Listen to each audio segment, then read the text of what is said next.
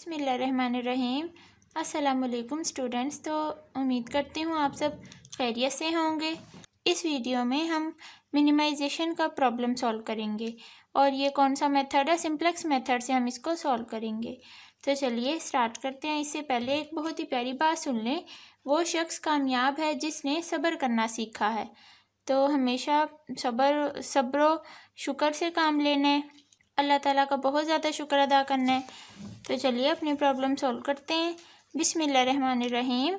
यहाँ देखें मेरे पास क्वेश्चन नंबर 3 है। ये क्वेश्चन नंबर 3 कर रहे हैं हम सिंप्लेक्स मेथड से। मिनिमाइज करना है। z इज इक्वल टू, ये ऑब्जेक्टिव फंक्शन गिवन है, सब्जेक्टिव टू ये हमारे पास 3 कॉन्स्टेंट गिवन है।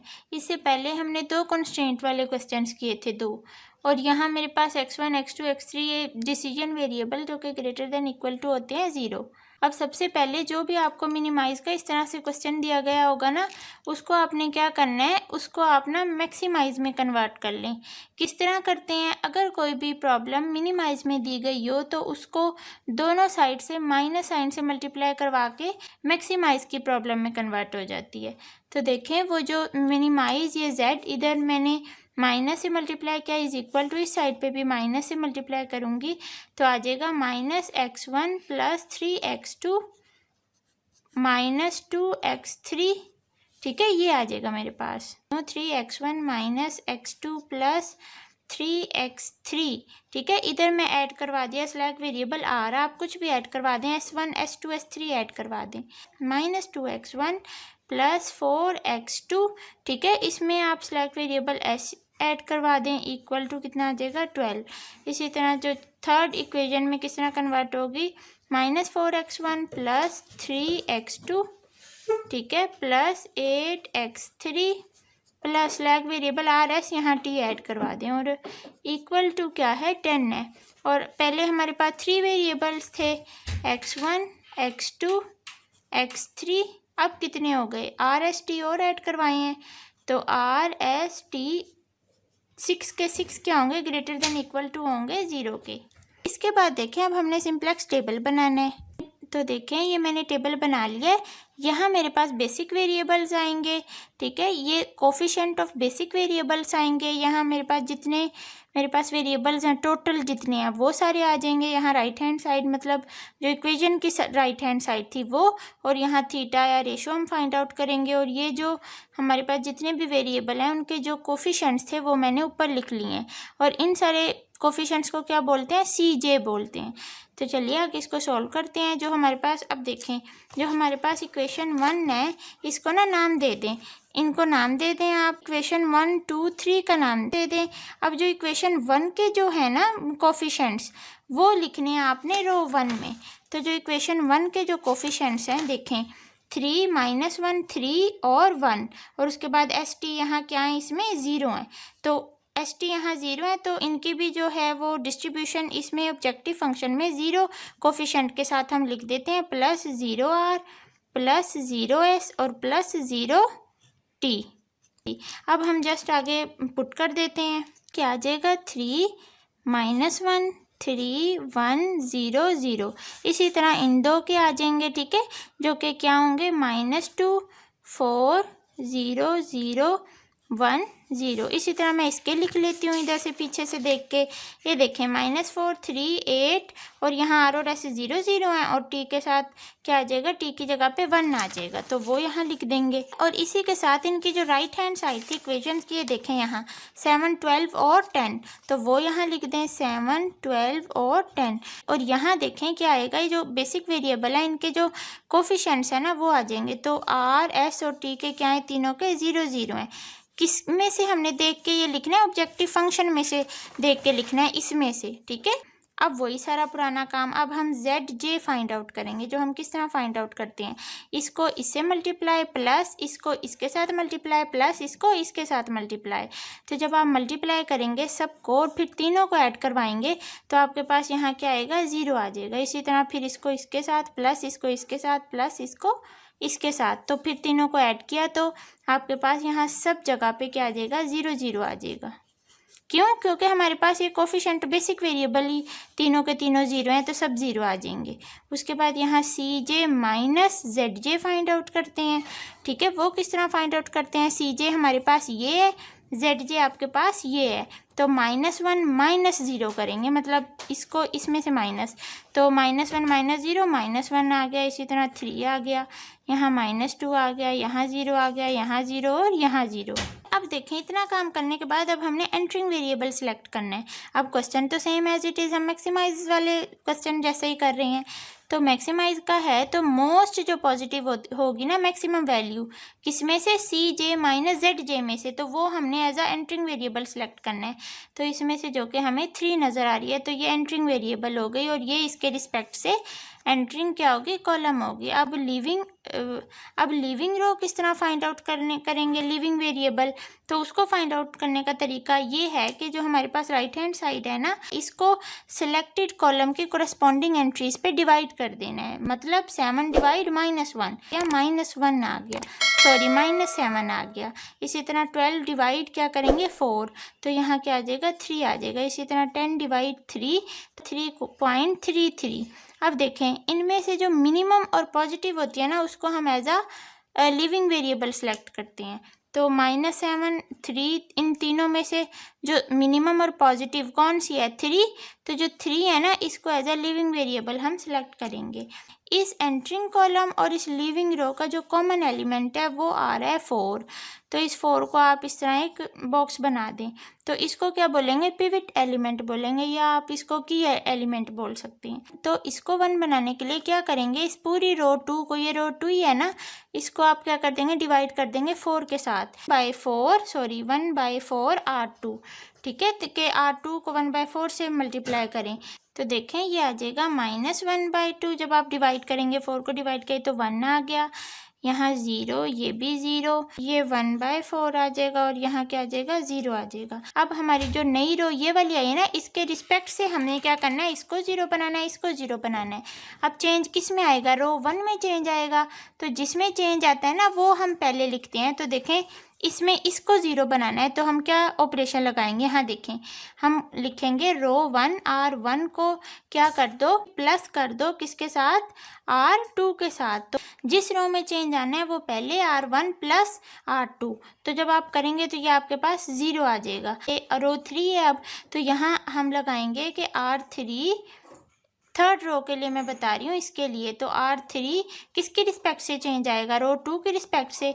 अब ये वाली हम नहीं देखेंगे, ये वाली देखेंगे, R2। ठीक है, इस R2 के रिस्पेक्ट से चेंज आएगा, तो R3 -3R2।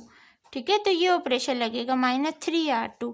तो ये अब जब हम ये दोनों ऑपरेशंस लगाएंगे रो 1 और रो 3 के लिए, तो 5/2, यहाँ 5/2 आ जाएगा, यहाँ 0 आ जाएगा, 3 1 1/4 और यहाँ 0 आ जाएगा। उसके बाद जब आप ये ऑपरेशन रो 3 पे लगाएंगे, तो यहाँ हमारे पास -5/2 0 8 0 आ जाएगा, यहाँ -3 क्या आ जाएगा? 4 और ये 1 आ जाएगा। अब देखें, आपने यहाँ कंफ्यूज नहीं होना, ये जो R1 है ना, ये कौन सी रो 1 है? ये है, ये 3 प्लस R2 कौन सी यूज़ करनी है? ये नई वाली, ये -1/2 करेंगे, मतलब 3 -1/2 करेंगे ना आप, तो आपके पास 5/2 आएगा। इसी तरह -1 रो 1 है, ये -1 प्लस, और ये रो 2 ये वाला, अब ये वाली एंट्री यूज़ करनी है +1। इसी तरह 3 प्लस, और ये R2 0, तो 3 आ गया। इसी तरह 1 + 0 1, इसी तरह 0 + 1/4 तो 1/4, इस तरह से। और इसी तरह थर्ड रो देखें, R3 -3R2 है, R3 हमारी ये है, तो -4 -3 × R2 हमारे पास क्या है? -1/2। तो आप जब पुट करेंगे तो -5/2 आ जाएगा। इसी तरह रो 3 मेरे पास सेकेंड एंट्री ये है 3 -3 × R2 हमारी क्या है? ये सेकेंड एंट्री क्या है? 1, तो उधर पुट करेंगे तो ये 0। तो इसी तरह बाकी सारी एंट्रीज आप लिखेंगे। अब ये बेसिक वेरिएबल में कौन कौन से आएंगे, तो देखें, यहाँ से ये तो एंटर हो रहा था और यहाँ से ये लीव कर रहा है, ये छोड़ के जा रहा है, तो मतलब S छोड़ के जा रहा है। ये सेकेंड रो में से ये जो वेरिएबल वेरिएबल है, ये छोड़ लीव हो रहा है तो इसका, और एंटर क्या हो रहा है x2, ये x2 वाला कॉलम है ना, तो x2 इसकी जगह पे आ जाएगा। तो यहाँ r तो एज इट इज़ आ जाएगा, r इसी तरह s की जगह पे अब x2 रिप्लेस हो जाएगा, तो यहाँ x2 आ गया और मेरे पास t एज इट इज़ रहेगा। सेम एज इट इज़ उसी तरह हम zj इनका फाइंड आउट कर लेते हैं और cj माइनस zj। तो देखें मैंने ZJ और ये CJ माइनस ZJ की रो भी लिख ली है, और इसी के साथ ये राइट हैंड साइड मैंने नहीं लिखी थी, ये भी अभी लिख ली है। ये मैं भूल गई थी, आपने नहीं भूलनी, लेकिन जब आप ऑपरेशन लगाएंगे ना तो राइट हैंड साइड तक की वैल्यूज़ तक अपने ऑपरेशन लगाना है। अब देखें उसके बाद अब इसमें से हम एंटरिंग वेरिएबल सेलेक्ट करेंगे, तो क्या करते हैं मोस्ट पॉजिटिव, तो मोस्ट पॉजिटिव तो इन सब में क्या नज़र आ रहा है 1/2, तो जो 1/2 है ये एज ए एंटरिंग वेरिएबल हम सेलेक्ट कर लेंगे। अब देखें इसमें एक और आपको इम्पोर्टेंट बात कि हम जो भी एंटरिंग वेरिएबल सेलेक्ट करते हैं ना वो हम बेसिक वेरिएबल के अलावा, मतलब इनको छोड़ के जो नॉन बेसिक होते हैं ना उसमें से सिलेक्ट करते हैं।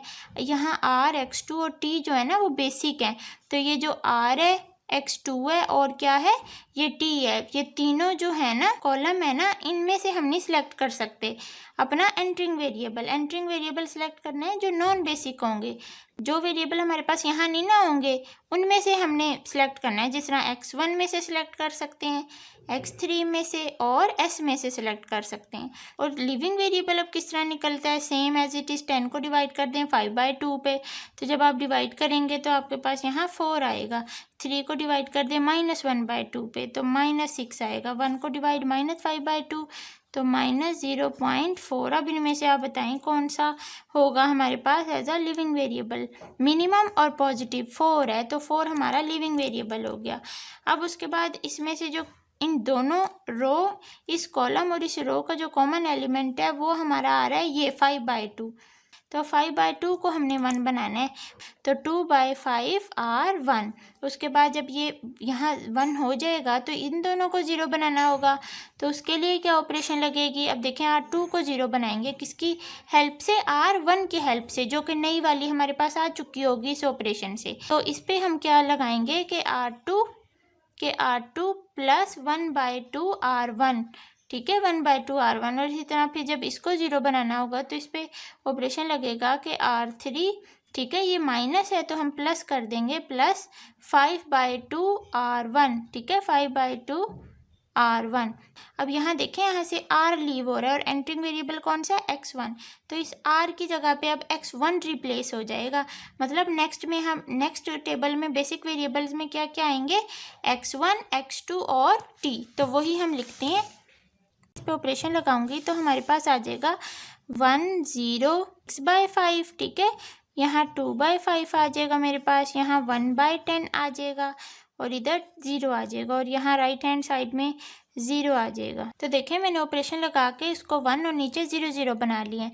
अब इसी तरह ZJ फाइंड आउट करेंगे जो आपके पास ये आएगा, ठीक है यहाँ 3/5 आ जाएगा, यहाँ 1/5, यहाँ 4/5, इधर 0, इसी तरह CJ माइनस ZJ 0 0 -13/5 और ये यहाँ आ जाएगा -1/5, ठीक है और यहाँ -4/5। क्या करते हैं इसको माइनस इसको और इसी तरह यहाँ 0 आ जाएगा।